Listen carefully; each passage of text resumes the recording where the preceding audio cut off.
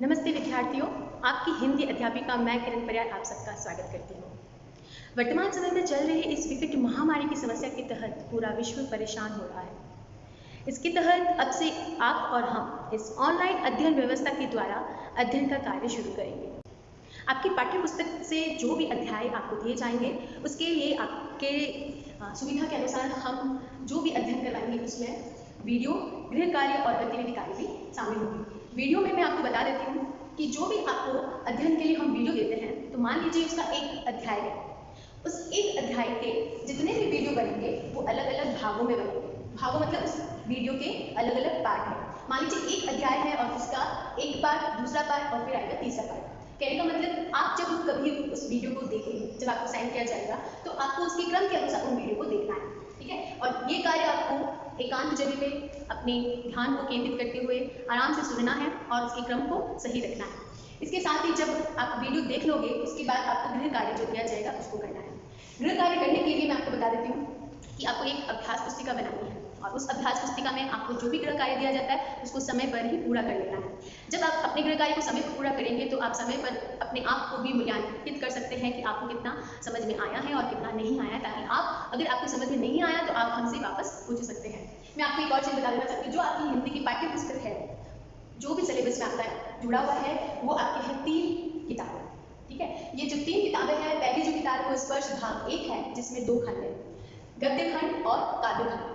गद्य खंड में जितने चैप्टर है उसके साथ ही उसी के पीछे जुड़े हैं काव्य खंड, और काव्य खंड यानी पद्य भाग। संचयन में जो चैप्टर आपके इंक्लूड है इसकी एक अलग किताब है, और व्याकरण जो आपके सिलेबस में हम बता देंगे वो इसके साथ शामिल है।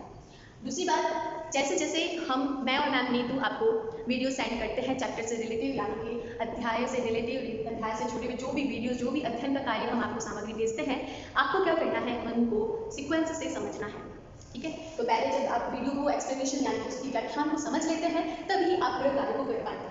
और रही बात गतिविधि कार्य की, गतिविधि कार्य में आपको इस तरह के प्रश्न पूछे जा सकते हैं, या जैसे खोज कार्य करने को बोल दिया जाता है। खोज कार्य जैसे किताब जो आपने पहला पढ़ा है उसमें से कुछ मुहावरे को छाट कर बताइए या उसे रेखांकित कीजिए, या कह दिया जाए उस पाठ में कहाँ पर संयुक्त वाक्य आए हैं उसकी पहचान करो और उसको अलग निकाल कर लिख लीजिए। तो इस तरह से जो कार्य होते हैं वो गतिविधि कार्य के अंदर आएगा। इससे क्या होता है कि हमारी जो मानसिक क्षमता है उसमें वृद्धि होती है, हमारे ज्ञान का अवलोकन किया जाता है कि हमारे अंदर कितनी ज्ञान की क्षमता है, तो उसमें बढ़ोतरी भी हो सकती है। दूसरी बात, आपको एक ही अभ्यास पुस्तिका बनानी है। एक ही अभ्यास पुस्तिका यानी जो नोटबुक बनाओगे वो आपको एक ही बनानी है हिंदी के लिए। उसमें आपको क्या करना है, मैं आपको बता देती हूँ कि आपको हिंदी की नोटबुक कैसे बनानी है। ये आपको इस साइज में हिंदी की नोटबुक बनानी है। आपको ये बाजार से ले आना है, इसका कवर चढ़ाना है सबसे पहले, और यहाँ पर लेबल लगाकर अपना नाम, विषय, आपकी जो सब्जेक्ट है उसको विषय में डाल देना है, फिर कक्षा डाल देनी है, उसके बाद विद्यालय का नाम लिख लेना है। यहाँ पर एक पृष्ठ छोड़कर या फिर यहीं पर आपको विषय सूची अंकित करनी है। विषय सूची यानी इंडेक्स, आपको यहाँ पर इंडेक्स लिखना है। मैं वही बता रही हूँ, अभ्यास पुस्तिका एक ही बनानी है। इन सारे पाठ्यक्रम को एक अभ्यास पुस्तिका में ही हम लिखेंगे, और यहाँ पर जो विषय सूची आप बनानी है वो कैसे बनानी है मैं आपको बता देती हूँ। आपको विषय सूची हेडिंग डाल देना है, अनुक्रमांक लिख लेना है, उसके बाद आपको इस तरह से कॉलम बनाना है, और यहाँ पर आ जाएगा पुस्तक का नाम, इनमें से कौन सी पुस्तक के बारे में है वो नाम आपको लिखना है। अगर वो स्पर्श का खंड गद्य है तो आपको गद्य लिखना है, अन्यथा जो है वो लिखना है। फिर दिनांक आ जाएगी, पाठ संख्या नंबर में लिखनी है, और यहाँ पर आ जाएगा पाठ का नाम। और यहाँ जब आप अपनी अभ्यास पुस्तिका जांच के लिए देंगे तो वहाँ पर हस्ताक्षर के लिए कॉलम बना लेना है। ये तो रही बात आपकी अभ्यास पुस्तिका की, और यहाँ मैंने आपको समझा दिया है कि आपको हम ऑनलाइन अध्ययन व्यवस्था में किस तरह से अध्याय को पढ़ाएंगे, ठीक है बच्चों। अब हम पढ़ते हैं आज के वीडियो में काव्य खंड का, यानी आपकी पाठ्य पुस्तक स्पर्श भाग 1 का काव्य खंड, जिसमें पाठ आया है रैदास। जी हाँ बच्चों, तो चलिए शुरू करते हैं रैदास का पाठ। इसके जो पद है वो इस पाठ में 2 पद दिए गए हैं। इनमें हम पढ़ेंगे कि इन रैदास के जो पद है इसमें कवि रैदास क्या कहना चाहते हैं, वो हमें क्या संदेश दे रहे हैं। इससे पहले आज हम शुरू करते हैं कवि रैदास के जीवन परिचय। कवि रैदास जो थे वो हिंदी साहित्य के जितने काल बताए गए हैं, 3 काल है, जो जिसमें सबसे पहला है वो है आदिकाल। पहला जो है वो है आदिकाल, ठीक है। आदिकाल के बाद आएगा भक्तिकाल, और उसके बाद आएगा रीतिकाल, ठीक है। अब भक्ति काल के जो कवि है उसमें से आपको ध्यान रखना है कवि रैदास भी प्रमुख माने गए हैं। तो ये जो कवि रैदास है इनका जन्म काल भी हम देख लेते हैं। कवि रैदास के नाम से जो इनका दूसरा नाम है वो संत रविदास। संत रविदास रैदास नाम से बहुत ही विख्यात हुए थे। विख्यात यानी प्रसिद्ध हो चुके हैं। इनका जन्म सन 1388 में हुआ था और बनारस में ही ये पैदा हुए थे। सन 1518 में ही इनका देहावसान हो गया था।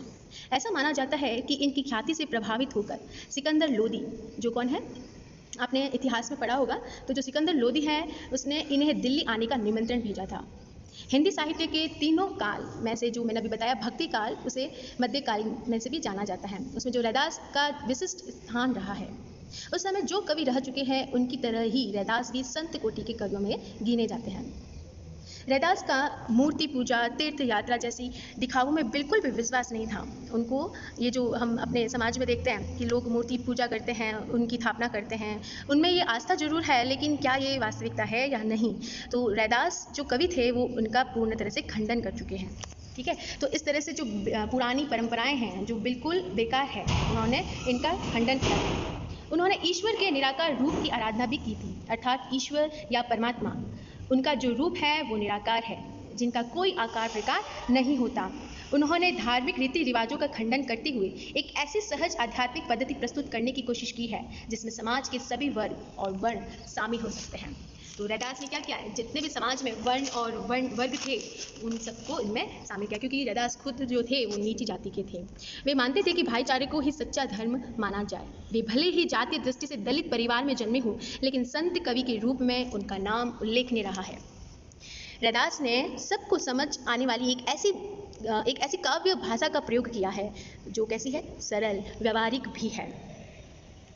इसमें इन्होंने जो भाषा प्रयुक्त की है उनमें अवधी, राजस्थानी, खड़ी बोली और उर्दू, फारसी के सरल शब्दों का भी प्रयोग आपको मिलेगा।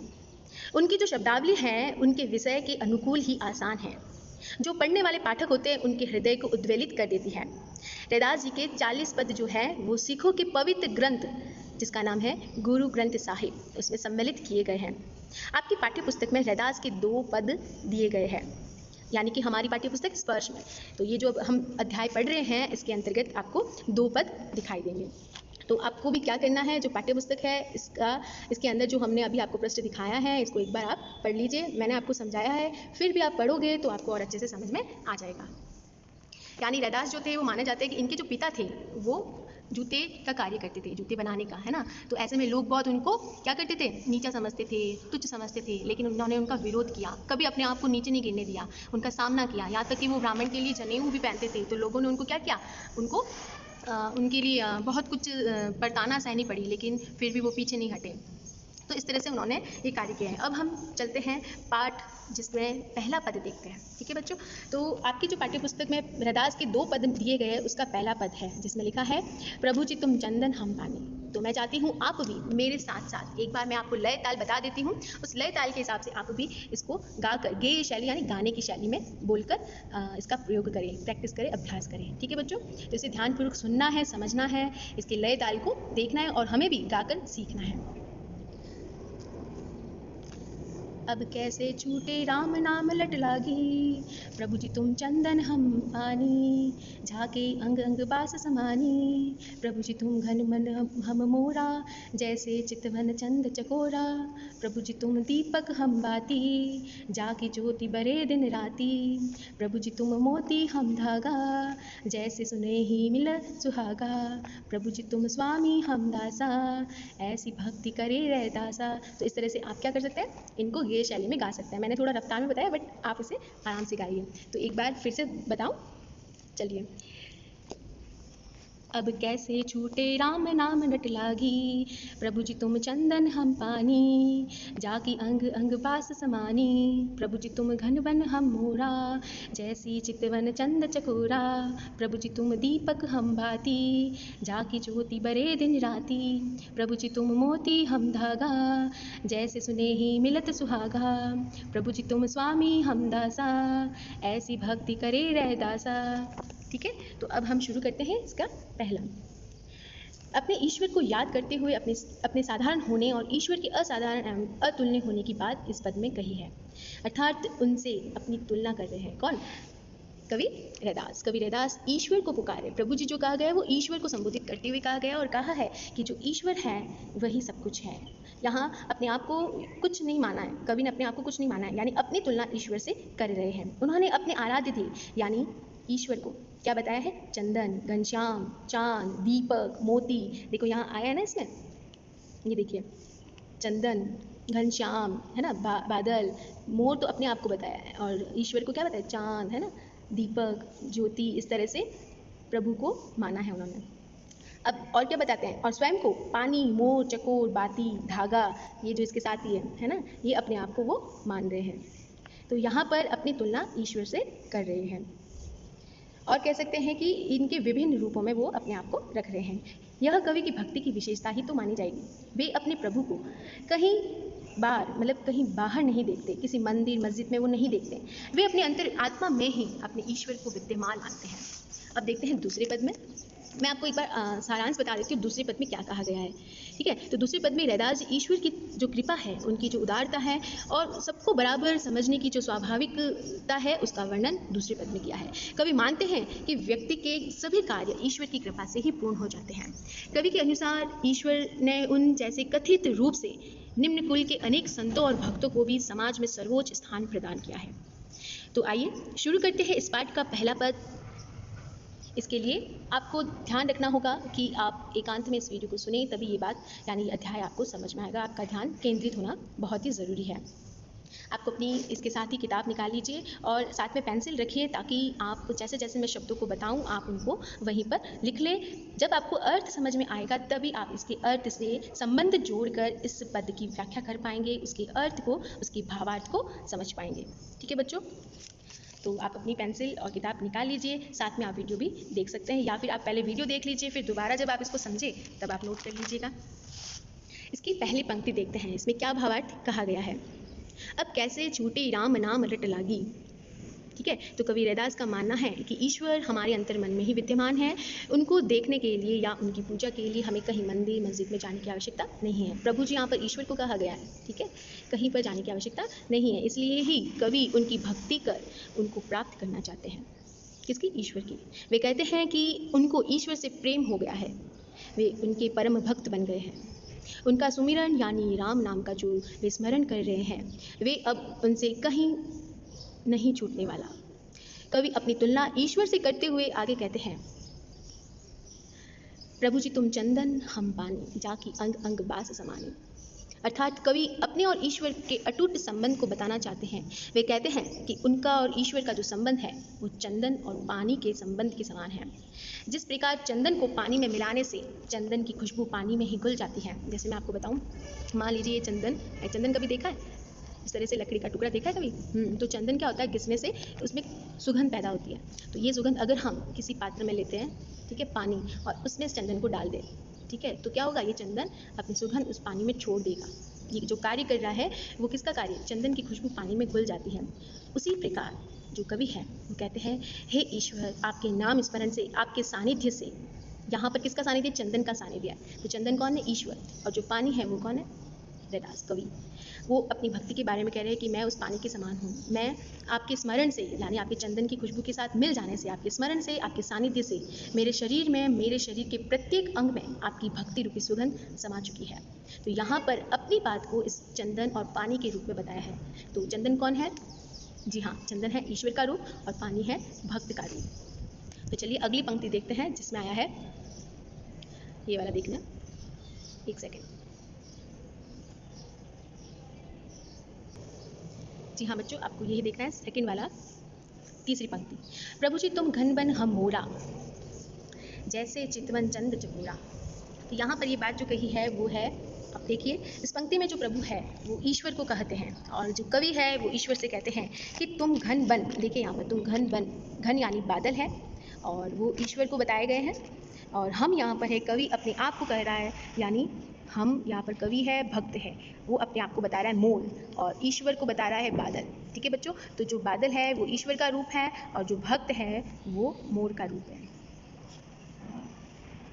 आप समझ गए होंगे, ठीक है। तो ऐसे ही ये बात कह रहे हैं कि मैं कौन हूँ, मोर हूँ। मोरा का अर्थ मोर से है। जैसे चितवन चंद चकोरा, इस पंक्ति में देखिए, जैसे चितवन चंद चकोरा। एक और बात बताती हूँ, यहाँ पर शब्द आया जैसे।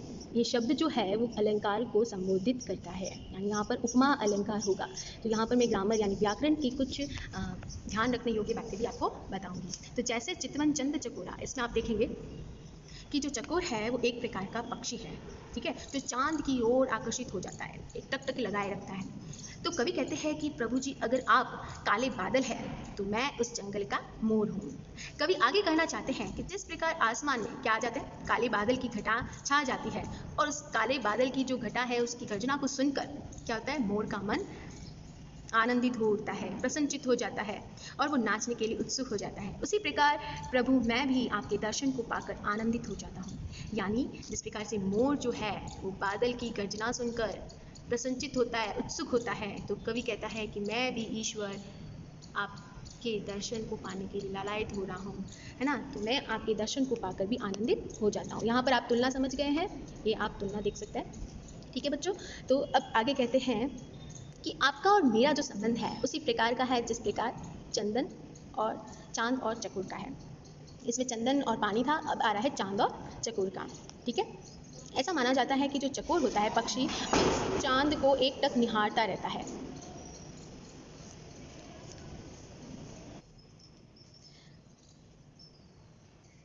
उसे लगातार देखता रहता है। उसी प्रकार कवि कहते हैं कि ईश्वर, आप मेरे चांद है और मैं आपका चकोर हूँ। आपकी भक्ति को पाने के लिए दिन रात आपको निहारता रहता हूँ, आपका स्मरण करता रहता हूँ, अर्थात आपकी भक्ति में लगातार डूबा रहना चाहता हूँ। अगली पंक्ति देखिए, जिसमें चौथी पंक्ति आप देखेंगे दीपक वाली, है ना। प्रभु जी तुम दीपक हम बाती, जाकी ज्योति बरे दिन राती। दिन राति का अर्थ यहाँ पर है लगातार, ठीक है बच्चों। यहाँ पर ईश्वर को दीपक बताया गया है। ईश्वर कौन है, दीपक का रूप है। तो क्या अगर प्रश्न पूछा, दीपक किसका प्रतीक है, ईश्वर का प्रतीक है। और हम यानी भक्त, ठीक है, यानी भक्त कवि अपने आप को यहाँ बता रहा है कि वो कौन है, वो बाती के समान है। देखिए बच्चों, जिस प्रकार से दीपक जो होता है, दीपक में जो लौ जलती है, वो जो बाती होती है, और वो जो उसमें तेल या घी हम द्रव्य पदार्थ डालते हैं, तो उससे ही उस बाती का जलना निश्चित होता है, ठीक है। तो जो बाती होती है, एक मिनट, जो बाती है वो तो बताया है भक्त को, ठीक है, और जो दीपक है वो प्रतीक है ईश्वर का, ठीक है बच्चों। तो यहाँ पर तुलना आप समझ गए हैं, ठीक है। जाके ज्योति बरे दिन राति, दिन रात यानी लगातार। ज्योति, ज्योति का अर्थ होता है प्रकाश, यानी ज्ञान का प्रकाश। जैसे अंधेरा होता है तो हम उजाला करते हैं, दीपक लगाकर रोशनी पैदा करते हैं, तो वो अंधेरा चला जाता है और प्रकाश आ जाता है। वैसे ही ईश्वर जो है वो उजाला प्रकट करता है, और यहाँ पर जो ज्योति है वो ज्ञान हमें दिया जाता है, यानी हमारे अंदर वो ज्योति पैदा होती है। यानी हम अंधकार में हैं, लेकिन ईश्वर के ज्ञान से हमारा मस्तिष्क में, हमारे अंदर ज्ञान भर जाता है। इसमें कवि अपनी तुलना दीपक से करते हुए कहते हैं कि प्रभु जी आप दीपक हैं और हम उसकी बाती हैं। जिस प्रकार दिन रात बाती जो है वो दीपक में जलती रहती है, वैसे ही आपके नाम की लौ जो है, ध्यान से सुनिएगा, आपकी नाम की जो लौ है वो मेरे हृदय में लगातार जला करती है। यानी वो भक्त इतना ईश्वर से घनिष्ठ प्रेम करता है, इतनी भक्ति उसकी एक निष्ठ है कि वो ईश्वर के बिना नहीं रह सकता। उसके हृदय के अंदर ईश्वर के नाम स्मरण की जो लौ है वो हमेशा जलती रहती है, वो कभी उसको बुझा नहीं पाएगा। कवि कहना चाहते हैं कि आपके ज्ञान के जो प्रकाश से मेरा हृदय का जो अंधकार है, जिस प्रकार से वो दूर किया जा सकता है ना, तो मेरे मन के मंदिर में आपके ज्ञान की ज्योति वैसे ही लग रही है, ठीक है। अगली पंक्ति देखिए बच्चों, इसमें बताया प्रभु जी तुम मोती हम धागा। प्रभु कौन है, मोती है। मोती किसका रूप है, मोती से क्या होता है, चमक, मूल्यवान, जी हाँ, ठीक है। तो जिस प्रकार से वो जो मोती कीमती होता है, मूल्यवान होता है, उसकी चमक बहुत होती है, तो वैसे ही वो आकर्षित होकर लोगों को पसंद करता है। और मैं कौन हूँ, धागा हूँ। धागा क्या होता है, तुच्छ चीज़ होती है, बहुत नाजुक होती है। तो मैं हूँ धागा और आप कौन है, मोती।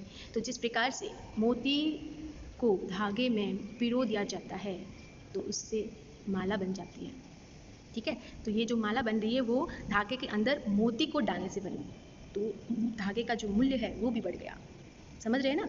तो ईश्वर को मोती बताया है जो कि बहुत ही अनमोल, पवित्र और चमकीला होता है। वहीं दूसरी ओर जो अभी मैंने बताया धागा, वो भक्त अपने आप को कह रहा है, जो कि बहुत ही तुच्छ, महत्वहीन होता है, इसका कोई महत्व नहीं होता।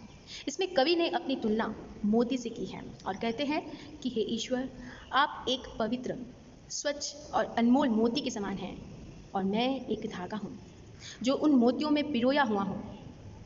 जिस प्रकार कीमती मोती को एक धागे में पिरोने से या कहे उसको बांध लेने से उस तुच्छ धागे का भी महत्व यानी मोल बढ़ जाता है, ठीक उसी प्रकार मेरा महत्व भी आपके संपर्क में आने से बढ़ गया है। कवि कहते हैं कि मेरा और आपका संबंध, इसके आगे देखिए, मेरा और आपका संबंध जो है वो सोने में मिले हुए सुहागे की तरह है। मैं यहाँ पर इसकी आगे की लाइन पढ़ रही हूँ, ये जैसे कि आगे की लाइन उपमा अलंकार, ठीक है। तो सोनहि मिलत सुहागा, सोने में मिले हुए सुहागे की तरह है। तो जो सोनहि यानी सोना और सुहागा यानी जो सोने को शुद्ध करने वाला एक द्रव्य पदार्थ है, एक पदार्थ है, ठीक है। तो जो सुहागे की तरह है वो सोने को क्या कर देता है और उसमें चमक पैदा करता है। जिस तरह से सुहागे के संपर्क में मिलने से सोना और अधिक क्या हो जाता है, उज्जवल हो जाता है, उसका महत्व बढ़ जाता है, वो मूल्यवान हो जाता है। ठीक उसी प्रकार आपकी भक्ति रूपी आँच में, आँच एक लौ की तरह होती है, भक्ति रूपी आँच में तप कर, यानी वो कवि जो है, वो भक्त जो है, वो ईश्वर की भक्ति में पूर्ण रूप से तप गया है, यानी उसने घनिष्ठ भक्ति की है। और वो कहता है कि मैं आपकी भक्ति रूपी आँच में तप कर स्वच्छ और पवित्र हो गया। तो सुहागा जिसके अंदर सोने को शुद्ध किया जाता है, सोने को मिलाकर, ठीक है, मान लीजिए सोना है और इस पदार्थ इसमें डाल दिया गया है सुहागा, और इसमें जब आप सोना डालोगे तो वो और चमकीला बन जाएगा, उसका मूल्य बढ़ जाएगा। समझ रहे हो? वैसे ही कवि कहता है कि आपके साथ रहकर, आपके सानिध्य से, आपकी भक्ति की आँच में तप कर मैं भी स्वच्छ और पवित्र हो गया हूँ। मैं हर एक बात को बार बार इसलिए कह रही हूँ ताकि आप इस वीडियो को समझकर ही इस अध्याय को याद कर पाएंगे। कहने का मतलब आपको रटने की कोई आवश्यकता नहीं है। अगर आप सुनकर समझ रहे हो अपना ध्यान एकाग्र करके, तो आप बिना किताब से ही, बिना रट्टे लगाए, बिना कभी परीक्षा की तैयारी किए भी आप उस सभी सवालों या परीक्षाओं के प्रश्नों को हल कर सकते हैं। तो मेरी कोशिश है कि मैं हर एक चीज़ को बार बार समझाऊं, बार बार बोलूं, ताकि आपको आपके मस्तिष्क पटल में अंकित हो जाए, आप भूल ना पाए। ठीक है, तो चलिए अगली पंक्ति की ओर बढ़ते हैं, जो कि अंतिम पंक्ति है। प्रभु जी तुम स्वामी हम दासा। जिस प्रकार से स्वामी और दास की जो जोड़ी होती है वो बताया है। प्रभु जी तुम स्वामी हम दासा, ऐसी भक्ति करे रैदासा। ठीक है, तो ऐसी भक्ति करे रैदासा। रैदासा अपने आप को कह रहा है, कवि के रूप में कह रहा है, भक्त के रूप में कह रहा है। तो इस पंक्ति में जो स्वामी है वो ईश्वर को बताया गया है, और जो दासा है वो भक्त कवि स्वयं को कह रहा है। इस पंक्ति में कवि अपने दास्य भाव को प्रकट करते हुए कहते हैं कि जिस प्रकार दास अपने स्वामी के लिए अपना सर्वस्व निछावर कर देता है, उसे हर प्रकार से प्रसन्न करने के लिए उत्सुक रहता है, तरह तरह के उपाय करता रहता है कि मेरा स्वामी खुश रहेगा तो वो भी प्रसन्न रहेगा। ठीक उसी प्रकार कवि कहते हैं कि हे ईश्वर, आप मेरे स्वामी हैं और मैं आपका दास हूँ। मैं आप जैसे स्वामी के चरणों में एक दास की तरह अपनी भक्ति अर्पित करना चाहता हूँ। समझ रहे ना? तो जो कवि है वो अपने आप को दास मान रहा है और वो कह रहा है कि आप मेरे स्वामी हैं, मैं आपके चरणों में एक दास की तरह अपनी भक्ति अर्पित करना, यानी आपको समर्पित कर देता हूँ, आपको समर्पित करना चाहता हूँ। कवि बताना चाहते हैं कि ईश्वर अगर चंदन हो तो मैं पानी हूँ। ठीक है, तो यहाँ पर आपको जितने भी इस पूरे पद में बात बताई है वो यही है कि आप तो चंदन है, मैं आपका पानी हूँ। जिस प्रकार से काले बादल, ये सारी लाइन में बता रही हूँ, चंदन पानी, तुलना समझा रही हूँ, बादल काले बादल और मैं मोर हूँ, इन दोनों का जो संबंध है ना उसको ध्यान में रखना है। तो जिस प्रकार से इन दोनों में जो संबंध है वही मेरा और आप ईश्वर का संबंध यहाँ पर कवि कहना चाह रहा है। ईश्वर यदि दीपक है तो मैं बाती हूँ। ठीक है, और ईश्वर अगर मोती है तो वह उसका धागा है। जिस प्रकार से धागे में मोतियों को पिरोया जाता है। मैं कुछ चित्र के माध्यम से आपको दिखाती हूँ। जैसे आपने देखा होगा, आप क्या कीजिए कि इस जो पहला पद है, इस पद में जितने भी शब्दार्थ आए, सिर्फ इस पद के जो कि मैंने यहाँ लिख लिए, आप अपनी अभ्यास पुस्तिका में लिख लीजिएगा। जब आप शब्दार्थ लिखोगे और उसको समझोगे ना, तब वो आपको याद रहेगा और आप तभी उस पाठ की व्याख्या या उसका भावार्थ कर सकते हैं। ठीक है, तो ये जो पक्षी आपको नज़र आ रहा है, आप बता सकते हैं? हाँ, ये चकोर है जो क्या करता है, जो चांद को एकटक निहारता रहता है, उसको चांद से प्रेम हो जाता है। दूसरा मैं आपको बताती हूँ दीपक। दीपक आप जानते हैं, तो यहाँ दीपक ईश्वर के ज्ञान के प्रकाश का कहा है, ठीक है। अब यहाँ जो पिक्चर दिख रही है, चित्र दिख रहा है, वो माला का है ना। ईश्वर अगर मोती है तो कवि यानी भक्त धागा है। जिस प्रकार से धागे में मोतियों को पिरोकर माला बनाई जाती है, उसी प्रकार से उनका और ईश्वर का संबंध उतना ही पवित्र और अटूट है, यानी उसको तोड़ा नहीं जा सकता। वे मानते हैं कि ईश्वर जो है वो उनके अंदर ही विद्यमान है, मौजूद है। वे किसी भी प्रकार उनसे दूर नहीं हो सकते। अगर माला आपको बननी है तो मोती के साथ आपको रहना पड़ेगा, यानी आपके अंदर ही मोती है, ईश्वर विद्यमान है। उनसे दूर होकर माला का निर्माण नहीं हो सकता। उन दोनों को किसी भी रूप से अलग नहीं किया जा सकता। उनकी ईश्वर के प्रति जो प्रेम भक्ति है वो अपार है, जिसका पार नहीं पाया जा सकता। इन पद में आप देखते हैं कि कवि ने अपनी दास्य भक्ति को दर्शाया है। साथ ही आप देखेंगे कि उन्होंने भावात्मक शैली का प्रयोग किया है, और उनमें जो तुलना की है उसे हम कह सकते हैं कि उन्होंने तुलनात्मक भावों का भी प्रयोग किया है। जो कवि है वो भक्त जैसे कवि ने अपने आप को भक्त बनाया है, तो भक्त जैसे कठिन विषय को बड़े ही रोचक यानी रुचिकर, इंटरेस्टिंग उदाहरणों से समझाने का प्रयास किया है। जैसे कवि ने इसमें आपको बताते हैं कि कवि जो कबीरदास जी हैं, नामदेव हैं, इस तरह से जो विभिन्न प्रसिद्ध संत हुए हैं, उनके उदाहरण देकर भी आप देखेंगे कि अगले पद में ईश्वर की इन पर कितनी अनुपम कृपा रही है। यानी ईश्वर ने उन पर इतना अनुग्रह किया है कि उनको भी समाज में उच्च स्थान प्रदान करवाया है। कवि ने भक्त जैसे कठिन विषय को इस प्रकार से रोचक तो बनाया ही है, साथ ही आप देखेंगे कि जो भक्त के अस्तित्व है वो किस प्रकार से प्रभु में समाया है, उन्होंने बखूबी इस पद में आपको दर्शाया है। तो आपने जब इस पद को देखा, मैंने जो अभी आपको समझाया है आज इस पाठ के अंतर्गत कवि रैदास के सबसे पहले जीवन परिचय को मैंने आपको समझाया है, साथ ही पहले पद का हमने सस्वर वाचन किया है। तो आज हमने पद को कैसे वाचन किया जाता है, पढ़ा जाता है गेय शैली में, ये भी सीखा है, और उन पद में आए गए जो शब्द हैं उनको अर्थ को भी जान लिया है।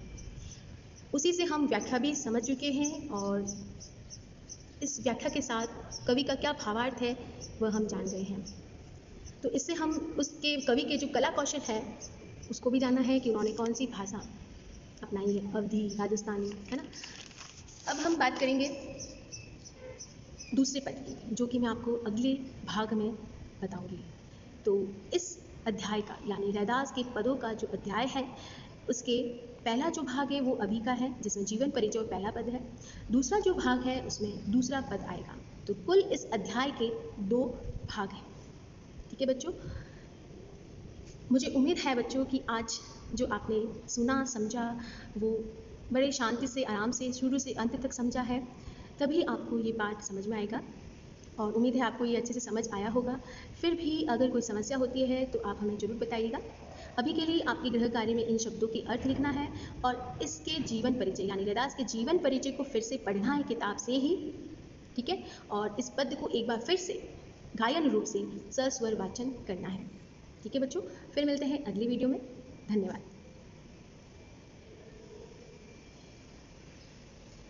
आप इसे नोट कर लीजिए। बच्चों जो स्क्रीन में आपको नजर आ रहा है वो प्रभु यानी भक्त कवि है, और रैदास जो है वो है प्रभु ईश्वर है, ठीक है। इन दोनों में जो तुलना है वो मैंने इस तरह से एक सारणी बनाकर समझाने का प्रयास किया, आप अपनी अभ्यास पुस्तिका में से लिख लीजिएगा।